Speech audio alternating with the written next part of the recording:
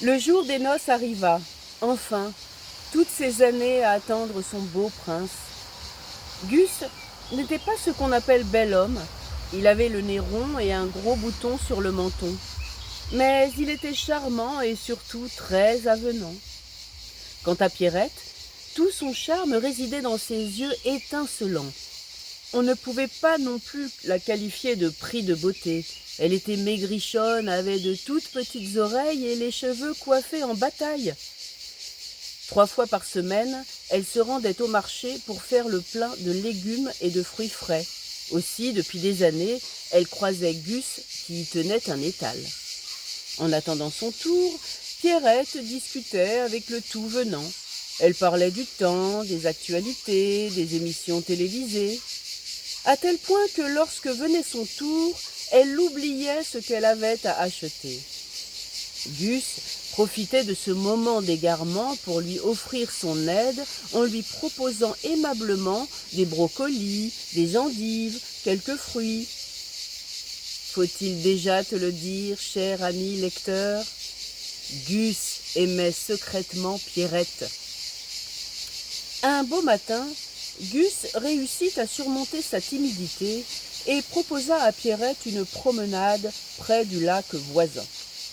Bien qu'un peu surprise par cette attitude incongrue, Pierrette accepta la proposition. Tout se précipita alors. Pierrette et Gus devinrent inséparables et très vite, Gus lui demanda sa main. Ils se marièrent donc sans tarder. Mais le lendemain des noces, Gus avoua à Pierrette s'être déjà marié 11 fois et que de ces 11 épousailles étaient nés 52 enfants. Devant cette révélation, Pierrette poussa un cri d'effroi et demanda le divorce sur le champ. Gus la supplia de ne pas le quitter et lui promit, jura de la rendre heureuse toujours. Attendrie par la sincérité de son bien-aimé, Pierrette céda et accepta de lui donner sa chance. Effectivement, Gus combla Pierrette, si bien que dans le village, on ne parlait plus que des jeunes mariés. Cependant, comme les bruits courent vite et que le bonheur dérange, les 11 précédentes femmes de Gus se réunirent et décidèrent ensemble de lui confier la charge de leurs enfants respectifs.